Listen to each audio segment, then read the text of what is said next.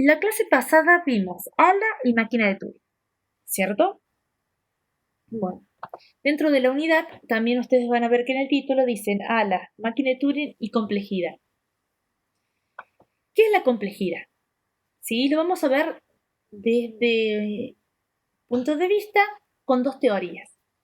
Desde la ciencia de la computación, la teoría de la complejidad computacional, es la que se ocupa de estudiar la complejidad con los recursos de cómputos requeridos para resolver un problema. ¿Cuánta memoria, cuánto procesamiento voy a necesitar para que mi programa corra? ¿Sí? Es decir, que se ocupa del esfuerzo asociado para completar un cómputo. Permite identificar cuánto tiempo consumirá tal proceso y cuánto espacio ocupará el mismo, proyectando para diversos tamaños de cadenas. Esto se utiliza en la práctica muchísimo. Nosotros, antes de instalar un programa en un equipo, tenemos que analizar si tiene la capacidad, ¿sí?, para soportarlo, tanto en almacenamiento como en ejecución. Entonces, uno generalmente ingresa y observa si realmente ingresa, cómo ingresa. No es que uno le pregunta, ¿usted tiene memoria, tiene capacidad en disco? No, directamente el programa accede a los recursos del sistema y comprueba si mi programa sé que me va a consumir 1 mega, veo si en el dispositivo tengo esa capacidad. Si me ocupa de, qué sé yo, en procesamiento necesito tener cierta dedicación y sé que hay otro proceso que generalmente si está corriendo me inhibe mi comportamiento, tengo que analizar si ese proceso no se está ejecutando y si no pedirle que lo cierre. Y así sucesivamente. Entonces, a ese nivel le llaman complejidad. ¿Sí? Poder conocer, ¿sí?, cuánto es el esfuerzo, tanto en espacio como en tiempo, que me va a llevar procesar este programa.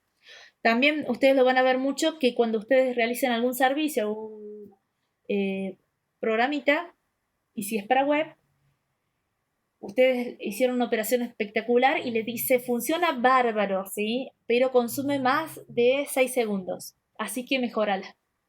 Y vos decís, pero está perfecto, no falla. Sí, pero el usuario del otro lado, si vos decís, estoy procesando tu pago y demoras más de 6 segundos, entra en pánico y quiere cancelar la operación.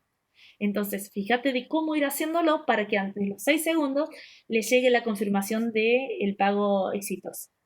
Entonces, a veces el tiempo que te consume realizarlo es muy importante. Hoy en día, tiempo y recursos de almacenamiento y de memoria son fundamentales, ¿sí?, para arrancar, hacer o realizar un proceso. Entonces, a ese aspecto se refiere la parte de la teoría de la complejidad computacional, lo que es complejidad. Pero hay otra teoría, la teoría de la computabilidad. Y el concepto de complejidad es más de la existencia o no de procedimientos que permitan resolver ciertos problemas, dejando de lado los aspectos de cómo se va a implementar y quién lo va a ejecutar, sino centrándose en la factibilidad de la existencia de una solución. ¿Es complejo esto? ¿Tiene una solución? ¿Se puede hacer? ¿Sí?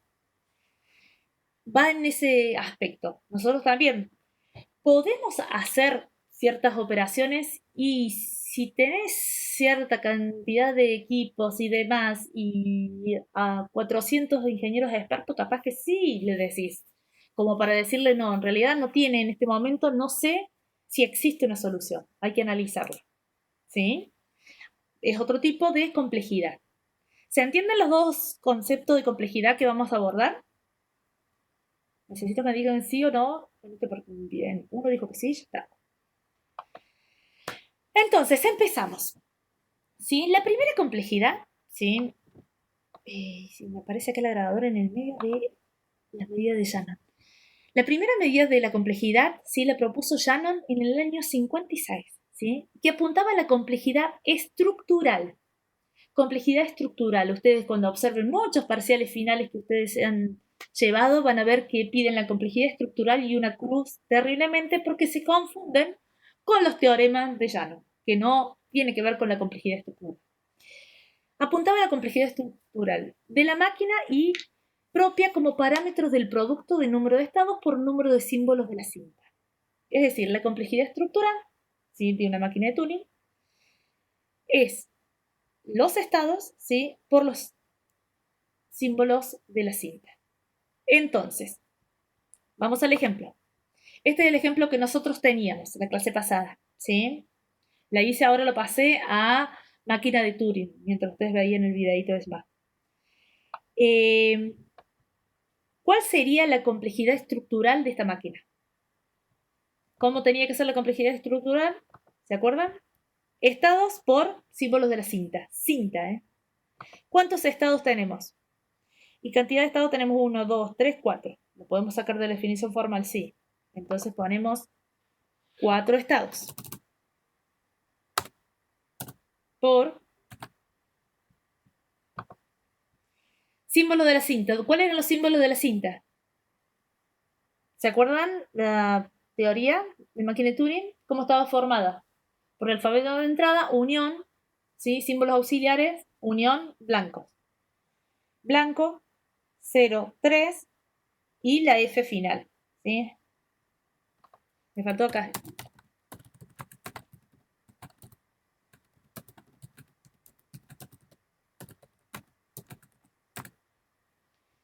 Dos, 4, ¿sí? Vamos a colocar abajo. Porque yo, bueno, sería exactamente lo mismo. 4 por 4, ¿qué número da? 16. Entonces la complejidad de Shannon es de 16. Así de simple. ¿Sí? Entonces cuando les dicen que teniendo esta definición formal que les pueden dar o un gráfico o la definición formal, ya que puse a leyes máquina de Turing,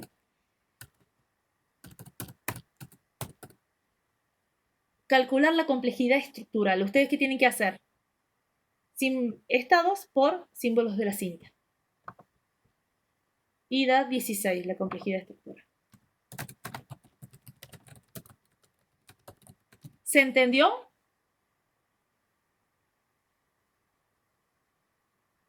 Bien, perfecto. Vamos de 10 entonces. Luego aparece lo que se confunden generalmente. Teorema de Shannon. Son dos teoremas. ¿Qué es lo que se propone estos teoremas que son muy interesantes? Dice, se basa en la posibilidad de desarrollar una máquina de Turing equivalente a otra, pero con dos estados o con dos símbolos. Es decir, yo tengo poca capacidad de generar estados, entonces tengo que limitarme a dos. Yo tengo una máquina que yo diseñé y tenía como, ¿cuántos estados tenía? 4. Entonces yo puedo pasar esa máquina de 4 estados a una de 2, según el teorema de Shannon. Sí, dice, cualquier máquina de Turing con m símbolos y n estados puede ser simulado por otra máquina de Turing con exactamente 2 estados y a lo sumo 4 por m por n más m símbolos. Esta es la fórmula. Si yo quiero tener una máquina de Turing con solo 2 estados, pasar esos 4 estados a 2, voy a tener 4 por m por n más m símbolos. ¿Sí? M, recuerden que son los símbolos. Y n, los estados. Entonces, vamos a el ejemplo este. ¿Sí? Vamos a ver cómo hago para poner el ejemplo que me quede acá. ¿Me pasa? Y me fui. Perdón. Se me acaba de ocurrir. Se me ocurrió cuando preparé la clase. Bien. Acá ya sabemos el ejercicio, ya lo conocemos. Vamos a quitar un poco de información. Vamos a quitar esto para no borrar nada importante. Voy a quitar estas tablitas también.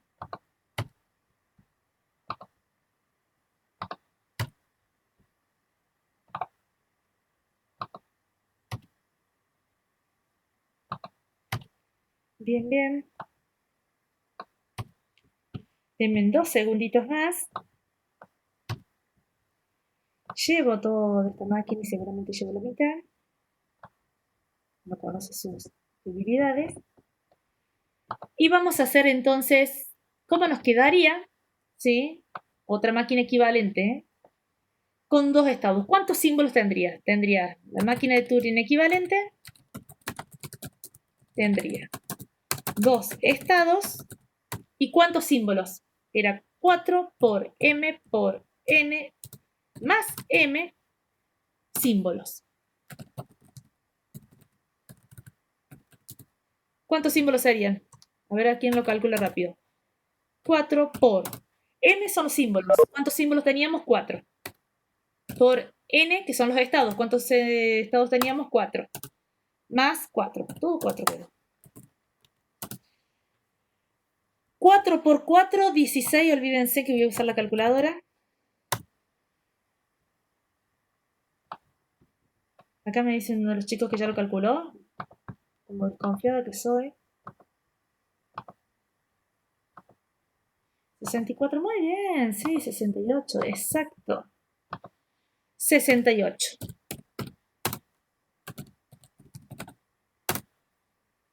¿Sí?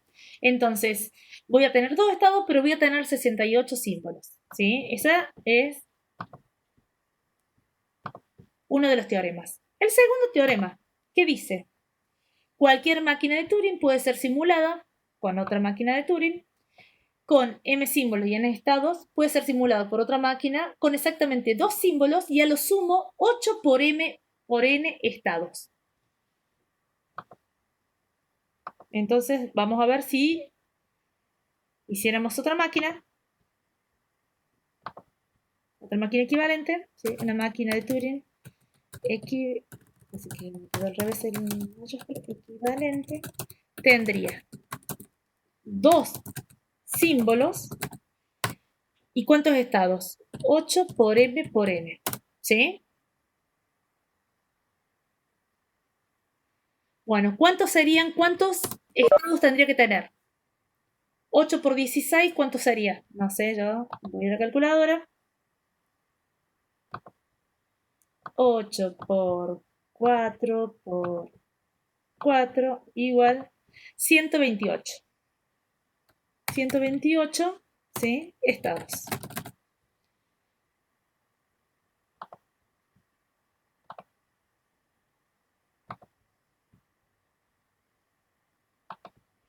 Esto es el teorema 1 y esto es el teorema 2 de Llano.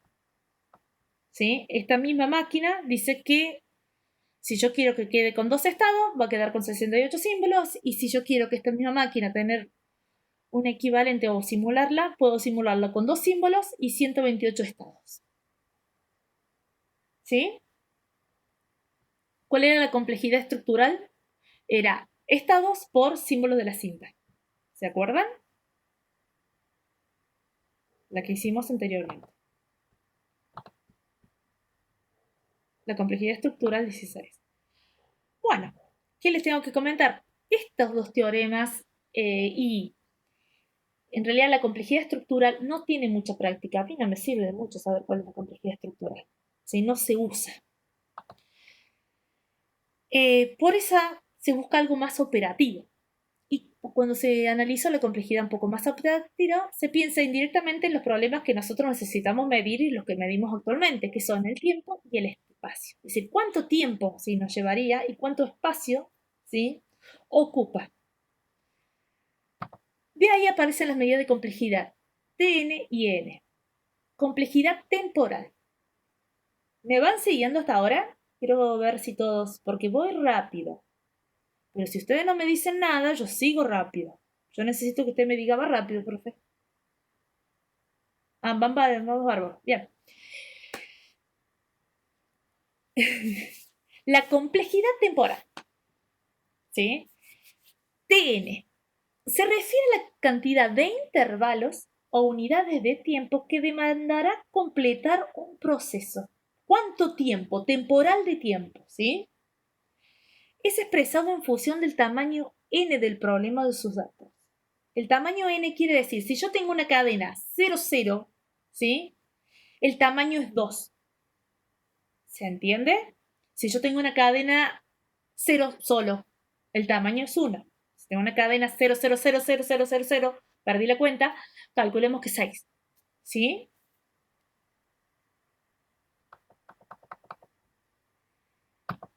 Espacial. Se refiere a la cantidad de espacio de almacenamiento requerida para resolverlo. Es en función del tamaño n del problema o de sus datos. Vamos a ir al problemita, al ejercicio nuestro. Volvemos con el ejercicio. Creo que ahora me va a servir esta parte. Vamos para acá de nuevo con el ejercicio nuestro.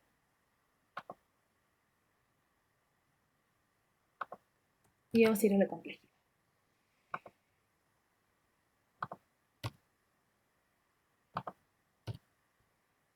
Y voy a ir tomando nota. Dijimos que la complejidad espacial, ¿cuánto espacio ocupa? Se expresa como n. ¿Cuánto espacio ocupa?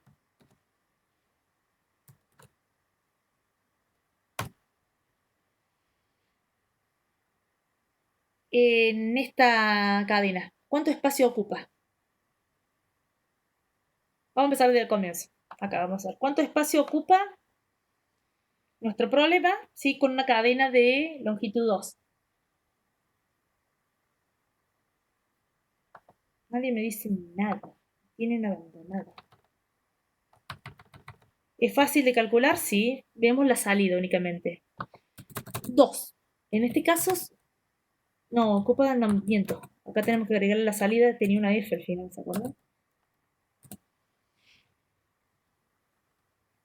¿Cuánto es el espacio que ocupa? No es 4, porque yo ocupo 1, 2, 3. Es lo máximo. Yo tengo 2, ¿dónde está? Pero ¿cuánto voy a ocupar? ¿Cuánta memoria? Es decir, ¿cuánto tengo que reservar de memoria para que se pueda operar? ¿Sí?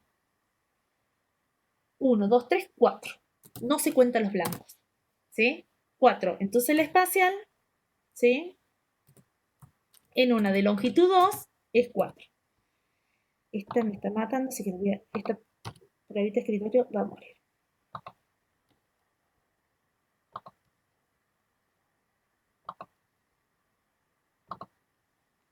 Bien, ahora explico nuevo. ¿Se acuerdan que el espacial habíamos dicho que complejidad se refiere a la cantidad de espacio de almacenamiento requerido para resolverlo? ¿Cuánto espacio yo voy a necesitar de la cinta para poder resolver este problema? Expresado en función del tamaño n del problema. En tamaño n. El tamaño n del problema es, yo te doy un problema, ¿sí? De 0, 0, y vos cuando lo resolves, tu salida, ¿cuánto ocupo? Es decir, no solamente la salida, porque quizás en el medio yo ocupé más y después se achicó la salida, sino durante todo el procesamiento, ¿cuánto es lo máximo que ocupé? ¿Sí? En este caso yo sé que lo máximo va a ser 4. Va a ser 3. Me dijeron 4, me confundí con el 4 que habían puesto. Va a ser 3. ¿Sí? 1, 2, 3. En una de tamaño 4.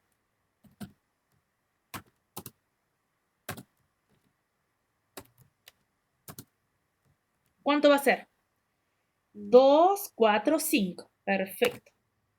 En una de tamaño 0. De 0, en una de tamaño 1. ¿Cuánto va a ser? 2. Perfecto. En uno de tamaño 3. ¿Cuánto va a ser?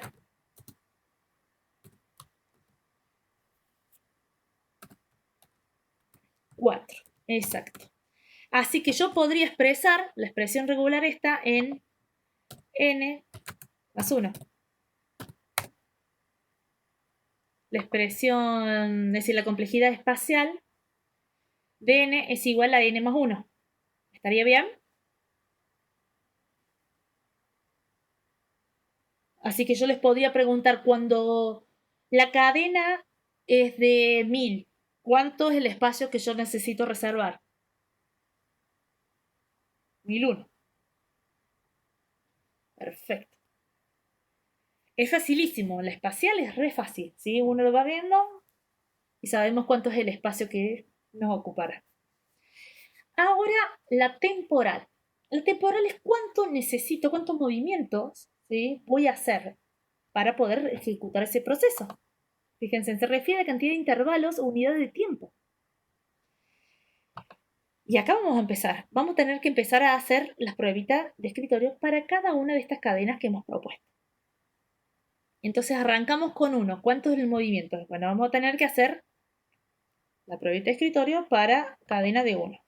Yo voy a aprovechar y voy a copiar esta. Y voy a escribir 0. Voy a borrar todo esto. Voy a escribir un blanco.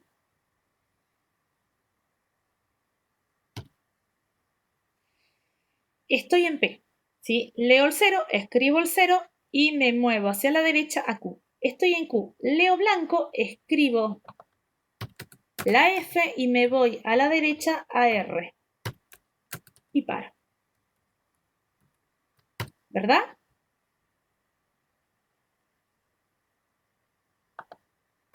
¿Está bien? ¿Alguien que me diga algo? ¿Me quedé sola? Estoy en P. Leo el 0, ¿sí? Escribo el 0 y me muevo a la derecha, fíjense, a Q. Estoy en Q. Leí el blanco, escribo la F y paro. Me voy a R y paro. Son 2 movimientos. Entonces, exactamente, son 2 movimientos. Entonces pongo TN, T de 2, de 1, perdón. Acá no está. T de 1 es igual a 2. ¿Está bien? 2 intervalos de tiempo, exactamente. Ahora vamos a hacer la pruebita, pero para 2. Cerrar. Listo.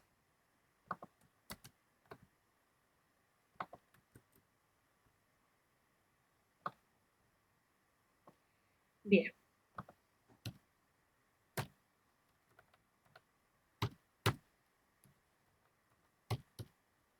2 dijimos.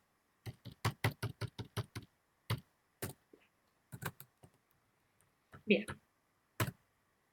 Estoy en P. Leo el 0, dice que me voy a Q y escribo el 0 y me voy a Q. Estoy en Q. Leo el 0, escribo el 0 y me voy a P. Estoy en P. Leo el blanco, escribo el blanco. Acá no tiene que escribir el blanco. Tiene que escribir la F. Y me voy a la izquierda.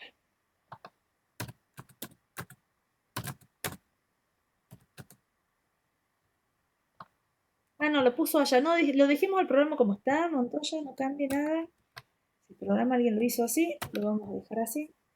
Aunque ya no sea nosotros mismos lo que hizo. Escribo la B, el blanco, y me voy hacia dónde me voy ahora. B, B, me voy hacia B.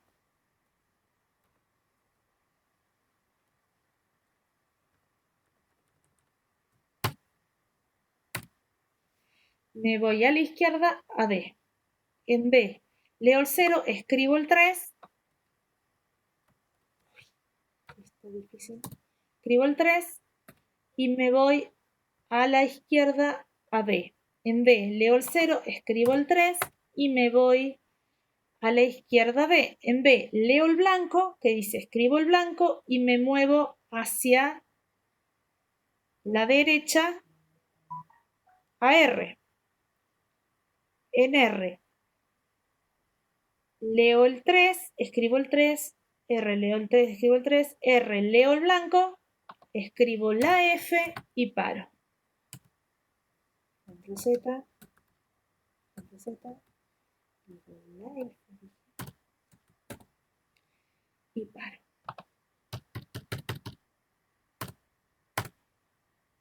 Voy a ver si dice bien P, Q, P, me voy a D, D, D, sí, me voy a 3, 3, y al revés.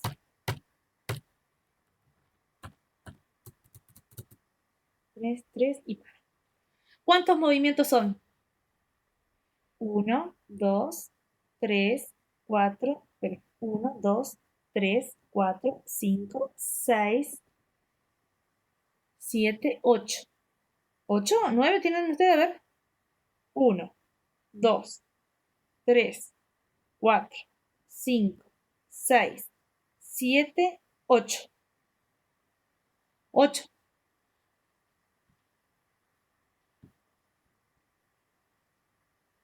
Entonces de 2 son 8 movimientos. Ustedes saben que yo apreté el... Ahí está. Ahora con 3. Uy, con 3 supuestamente lo habíamos hecho acá. No, no sé si lo hicimos acá. Vamos a seguir con este. Bastante, cada vez estamos más cerca de lo que es.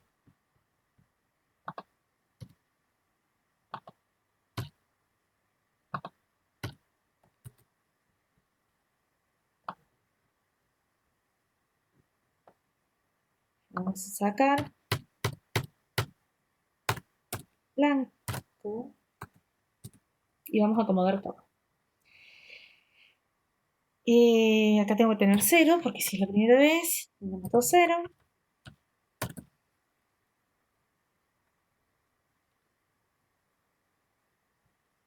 Estoy en P, León 0, que dice que es me voy a la derecha. Estoy en Q, León 0, me voy hacia la derecha. Estoy en P, León 0, me voy hacia la derecha. Ay, me fui cambiando los estados y no les dije qué estado estaba yendo.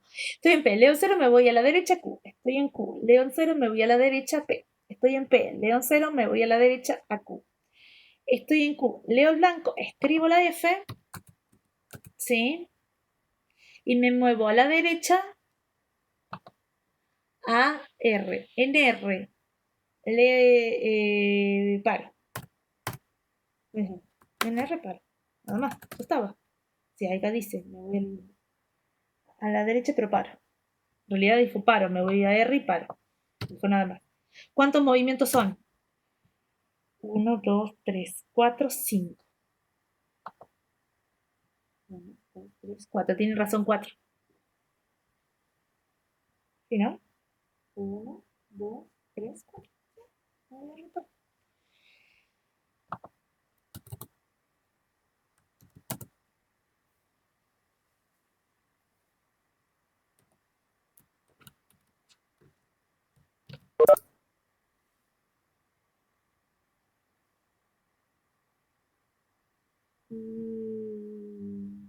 ¿Qué está poniendo en pantalla? A ver si. Bien. Ahora, ¿qué me está faltando?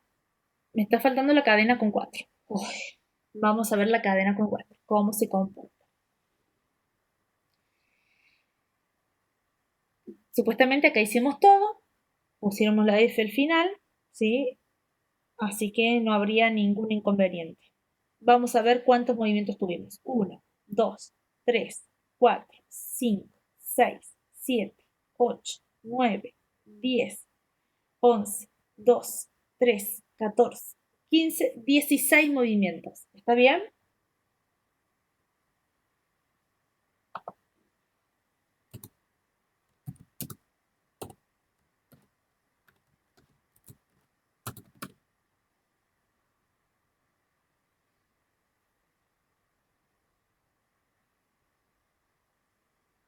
¿Vieron la cantidad de movimientos de la cadena con 4? ¿15 contaron? A ver, vamos a contarlo de nuevo. 1, 2, 3, 4, 5 cuando me llevo acá. 6, 7, 8, 9, 10, 11, 12, 13, 14, 15 y 16. Pero yo no sé si esta R. Vamos a analizarlo en serio. P cambió, vamos a hacerlo todo de nuevo. Por las dudas, tengamos una R de más. Yo la cantidad de movimiento que veo ahí es exactamente... Este me está molestando, correcto. Te voy a llevar el teléfono.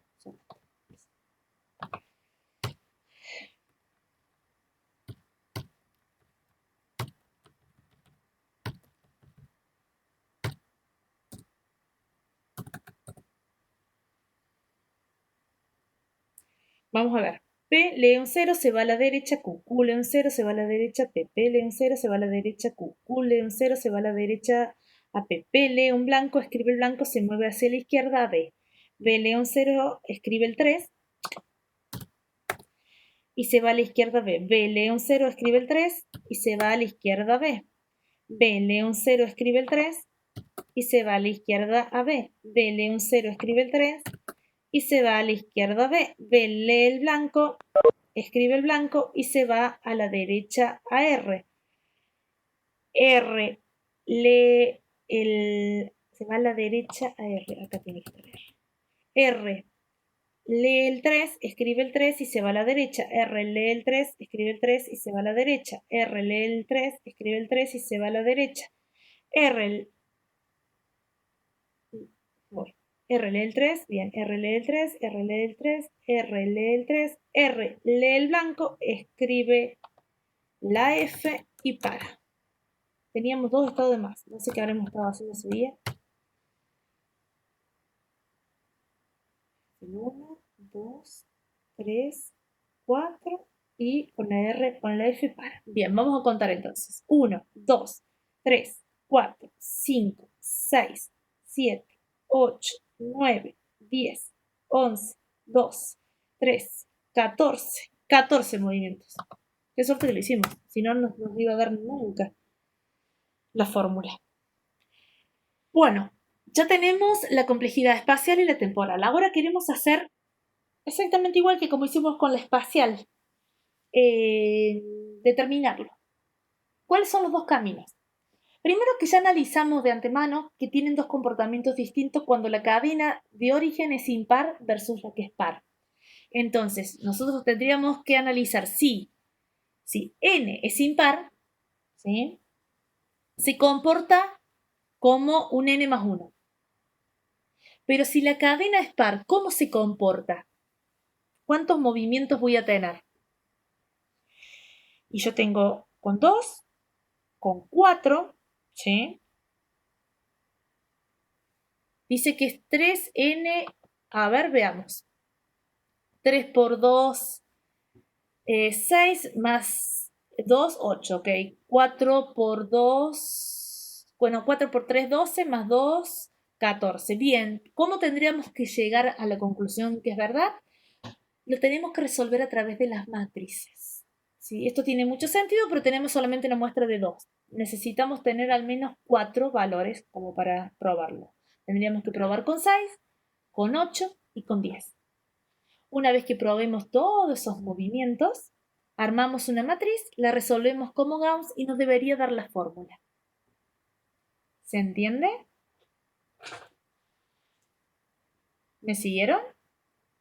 Entonces tendríamos, ¿cuál es la que nos interesa? ¿La par o la impar para decirle la complejidad temporal?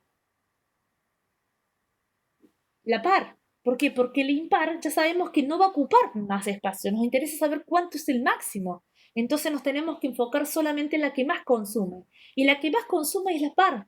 Entonces las impares ya sabemos que tienen comportamiento lineal.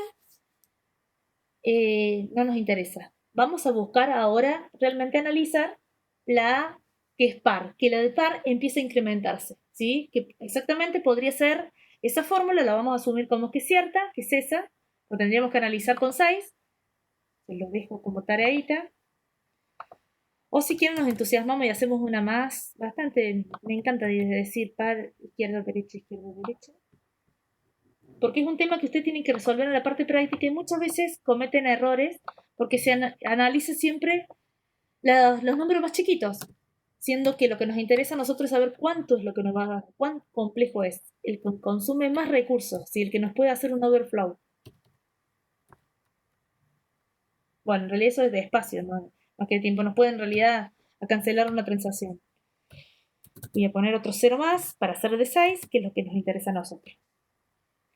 Estoy en P, leo el 0, escribo el 0, Q, P, Q, P. ¿Qué pusiste en esa pantalla? Q, P. Esperen que lo vamos a poner en los lugarcitos que corresponden para que no hagamos lío.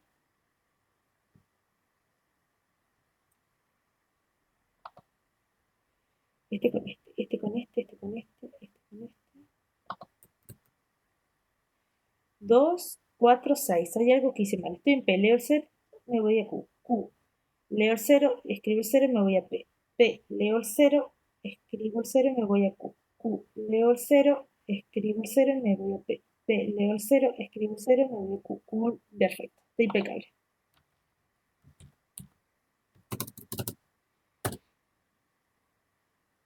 En P, leo el blanco, me voy a B.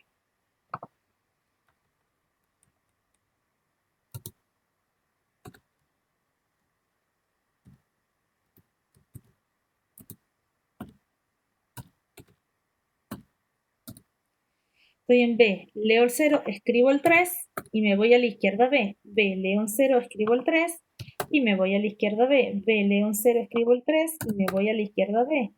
B, leo un 0, escribo el 3 y me voy a la izquierda B. B, leo un 0, escribo el 3 y me voy a la izquierda a B. B, leo un 0, escribo el 3 y me voy a la izquierda a B. B, leo el blanco, escribo el blanco y me voy a R. R, leo el 3, escribo el 3. Bueno, ahora me quedo re lejos. R, leo el 3, escribo el 3. R, leo el 3, escribo el 3. R, leo el 3, escribo el 3. R, leo el 3, escribo el 3. Que es divertido. R, leo el 3, escribo el 3. Fíjense que no me salté nada. A ver, 1, 2, 3, 4, 5, 6. Tiene que haber por cantidad de... R, leo el blanco, escribo la F y paro. ¿Está bien?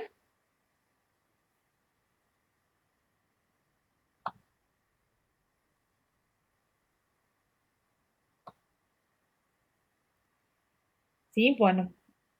Vamos a ver cuántos movimientos. 1, 2, 3, 4, 5, 6, 7, 8, 9, 10, 11, 12, 13, 14, 15, 16, 7, 18, 19, 20. 20. ¿Estaría bien la operación que habíamos hecho con el cálculo? Exactamente. Fue impecable el que calculó la fórmula S.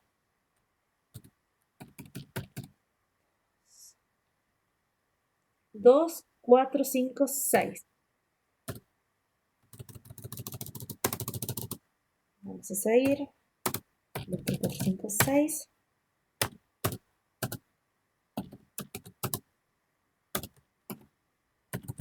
Voy a escribirles primero esta, que es igual a 7.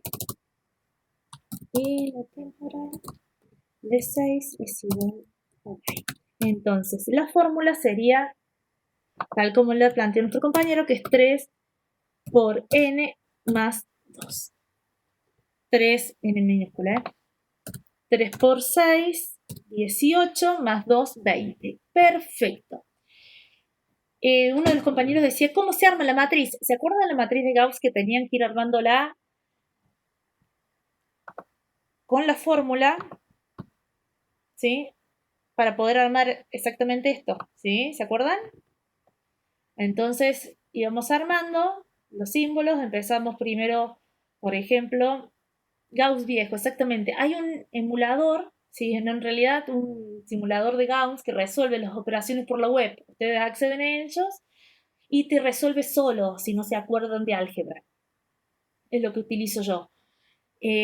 Ustedes colocan los valores igual al número que nosotros hemos tenido. Por ejemplo, empezamos con 2, ¿sí? Y acá sabemos que 2 nos llegó, 3 por 2, 6, era 8.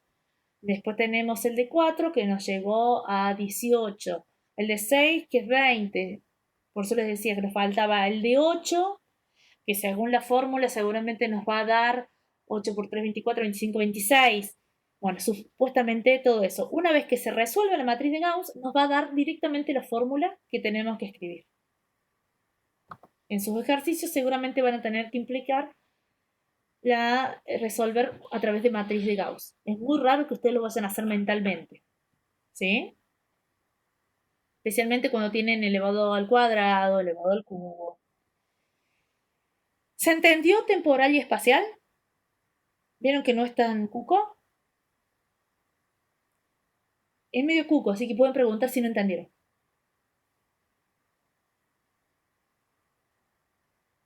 Estoy esperando que alguno diga, no, no entendí el todo. Medio cuco, bien. Acá alguno dice, sí se entendió, medio cuco. Se puede ponerse sí, por eso lo resolvemos a través de una matriz de Gauss. Y no se va a poner nada complicado. En este caso es un caso complicado, porque siempre lo hacen los casos lineales, en ejemplo en la parte teórica.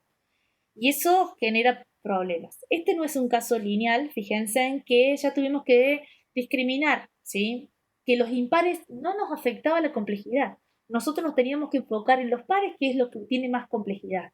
Y es lo que nos interesa a nosotros para analizar, ¿sí? ¿Cuál es el tope, ¿sí? De tiempo que vamos a tener, nos afecta más las cadenas pares que las cadenas impares. Entonces nos enfocamos solamente en tomar nuestra muestra para poder calcularlo en pares. Y en base a eso ya sabemos que lo vamos a determinar en base a la cantidad de movimientos, ¿sí? De tiempo que nos lleva a resolver este proceso por cada una de las cadenas. Y en espacio la cantidad de espacio que yo voy a ocupar en la cinta. Si por ejemplo el ejercicio me duplica la cadena en un momento y luego la reduce a la mitad, bueno, ¿cuánto es lo que me ocupó en realidad de la cadena? Porque si no, en la mitad del programa me va a aparecer un overflow, ¿sí? ¿Qué es lo que sucede muchas veces? Entonces, la complejidad Tn y n son parámetros diferentes, pero no son totalmente independientes. Podríamos decir que un m intervalos de tiempo de una máquina de Turing tiene acceso a m más 1 celdas, ¿sí? Que hemos visto, el m era mayor, es decir, la complejidad espacial es mayor que la complejidad temporal es mayor que la complejidad espacial, ¿no es cierto? Eso lo hemos visto recién. Bueno, entonces podemos decir que Tn es igual a m siempre que n, ¿sí? Que la complejidad espacial, sea menor o igual a m más 1. ¿Sí? Acá me está preguntando Estefano si la fórmula solo se aplica para los pares. En nuestro ejercicio sí, porque los impares tienen un comportamiento muy sencillo, muy lineal, era n más 1. No, no iba a cambiar. En cambio, para los pares, no, ya se complicaba, ya se ponía un poquito más intenso.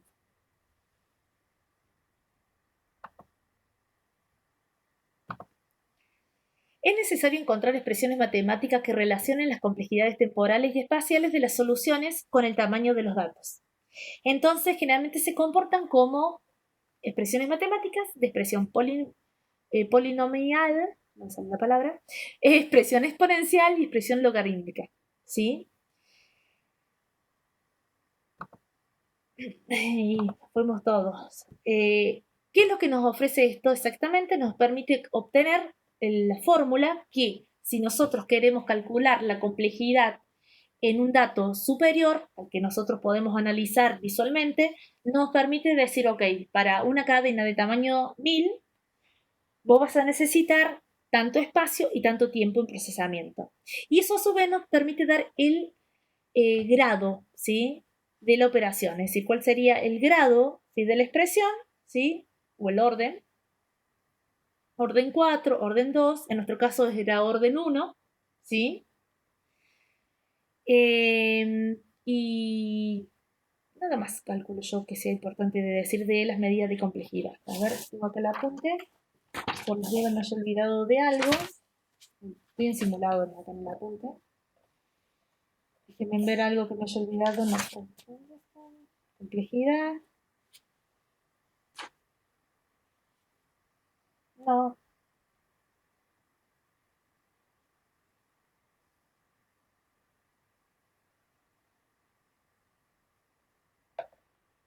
No, no tenemos más nada. Lo único que podríamos aclarar acá es exactamente eso que dije verbalmente del orden de la operación, que es ¿sí?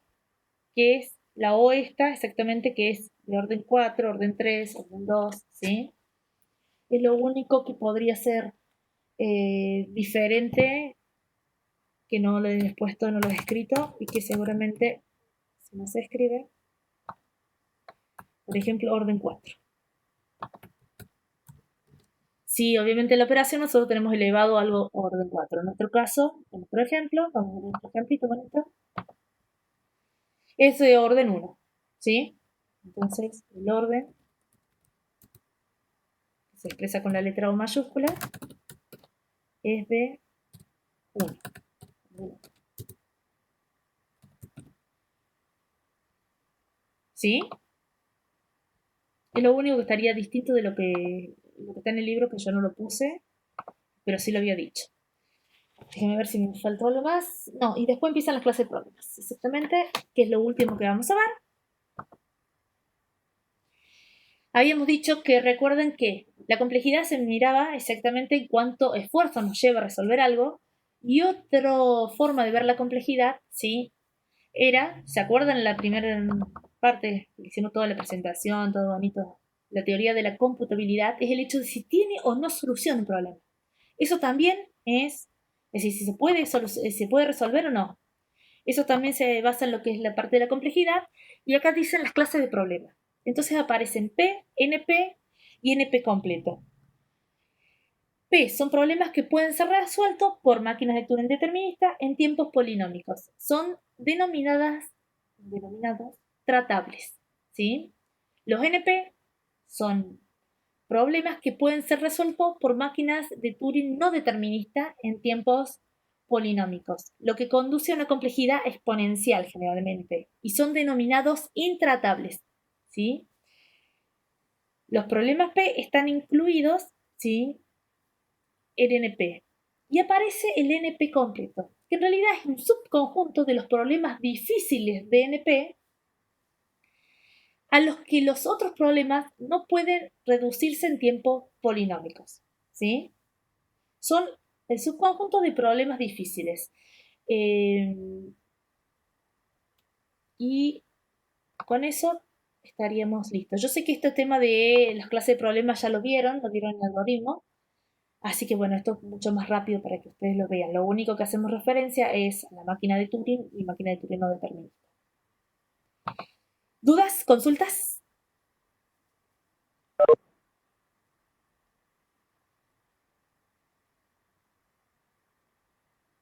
¿Todo ok? Bueno, ¿qué van a hacer ustedes? Van a intentar resolver los ejercicios prácticos que les han dado o que deberían hacer, calculen la complejidad, vayan haciendo eso, ¿sí? Porque generalmente le devuelven porque calcularon mal la complejidad.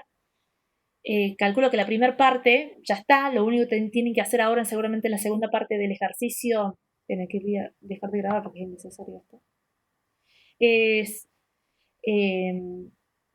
calcular la complejidad, sí, buscar los simuladores para poder desarrollarlo ahí. Bueno, si ustedes tienen dentro de los enunciados el cálculo de la complejidad, realícenlo, ¿sí? Intenten calcular la complejidad. Y si han hecho otras máquinas de Turing, intenten calcular la complejidad, ¿sí?